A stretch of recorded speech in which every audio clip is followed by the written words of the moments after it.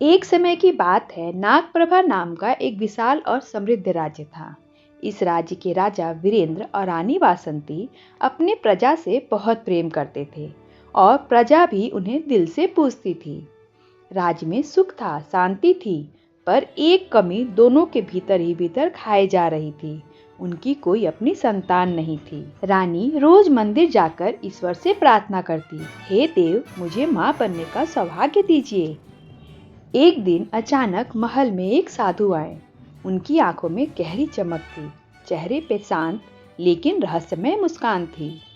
उन्होंने रानी से कहा, रानी, तुम्हारी गोद जल्द ही भरने वाली है, लेकिन याद रखना, खुशी के साथ एक परीक्षा भी आएगी।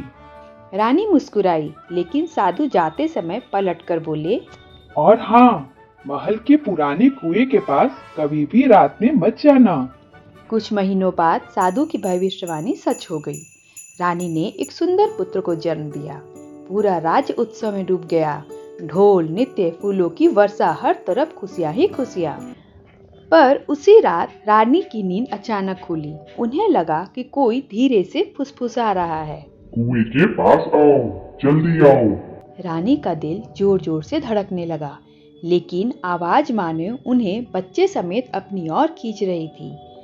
बच्चे को सीने से लगाकर रानी अंधेरे रास्तों से गुजरती हुई उस पुराने कुएं के पास पहुंच गई।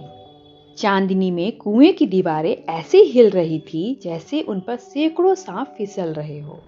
अचानक एक विशाल काला नाग कुएं से बाहर निकला। उसकी आंखें लाल अंगारों की तरह चमक रही थी। नाग ने फुफकारते हुए कहा, यह बच्चा हमारा है, इसे हमें सौंप दो। सांप की बात सुन रानी कांपती हुई बोली, यह बच्चा मेरा है, मैं इसे कभी नहीं दूंगी। नाग गुस्से से गरजा, तो यह याद रखना, तुम्हारे राज्य पर अब हमारा साया रहेगा। और अगले ही दिन पूरा राज्य सांपों से भर गया।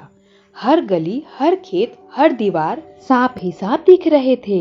लोग डरकर अपने घर छोड़ने लगे कि तभी अचानक वह साधु फिर से उस राजमहल में पहुंचे। राजा ने साधु को सारी बातें बताई। तब साधु ने कहा, यह कुआं सदियों पुराना है। एक समय यहाँ नागवंश रहते थे। मनुष्यों ने धोखे से उन्हें यहाँ से हटाया था।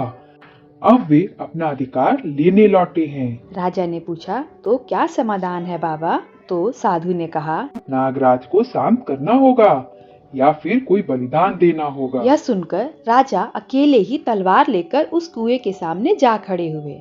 नागराज प्रकट हुआ और बोला, हमारा घर तुम मनुष्यों ने छीन लिया था, अब हम तुम्हारा भविष्य लेंगे। राजा शांत स्वर में बोले, अगर गलती हमारे पूर्वजों ने की थी तो दंड मैं दूंगा, पर मेरी रानी और मेरे बच्चे को मत छूना। नागराज चौंक गया। मनुष्य होकर तुम इतना प्यार कर रहे हो? राजा ने तलवार जमीन पर रख दी और बोले, यदि मेरी मृत्यु से तुम्हारा वंश शांत हो सकता है तो मैं तैयार हूँ। नागराज ने राजा के हृदय को पढ़ा।